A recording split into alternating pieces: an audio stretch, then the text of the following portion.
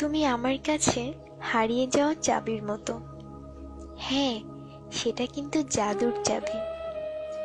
মনের ভেতরের দরজাটা তুমি নির্দয়ের মতো বন্ধ করে রেখেছ। খুব হাসতে ইচ্ছা করে। কি বোকা তুমি! অনেকটা সময়ের জন্য আমাকে হারালে। কেন যে অযথা হারাচ্ছ বুঝি না বাবা।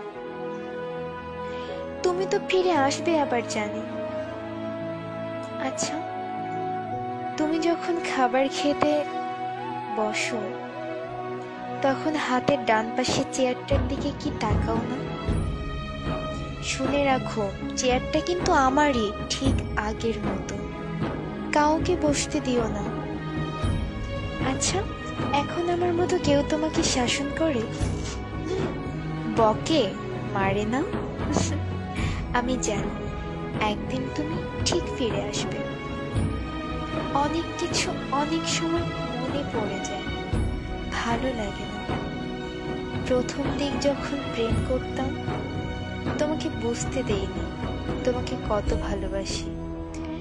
তখন তুমি মিরপুর 1 নম্বরে আড়ঙের উপর 7/8 এর ফ্ল্যাটটি ভাড়া করে থাকতে।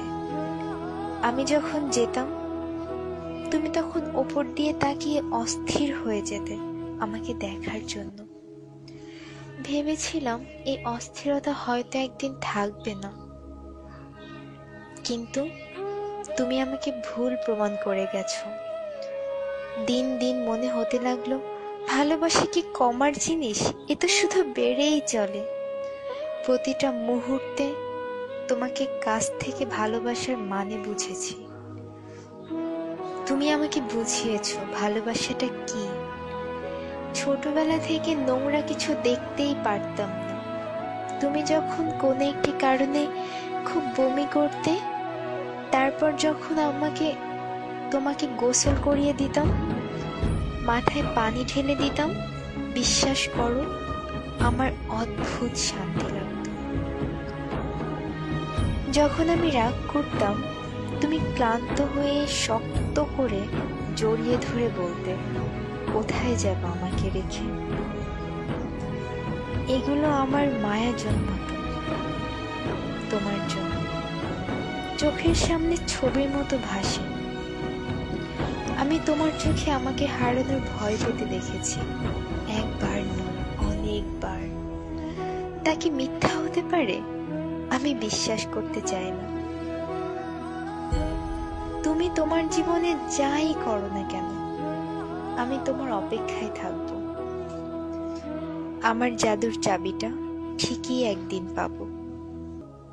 একদিন ঘুম থেকে উঠে দেখব বালিশের কাছে খুব সুন্দর করে রাখা আছে। তখন বন্ধ মনের দরজা আবার খুলব, আবার ভালোবাসাগুলোকে সাজাবো।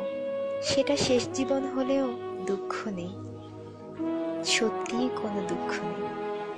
থাকুক না কিছু সময় দুজনের ভালোবাসাটা মলিন হয়ে বন্ধ হয়ে, তবে এতে করে ভালোবাসা কিন্তু একটু কমবে না, বরং বাড়বে।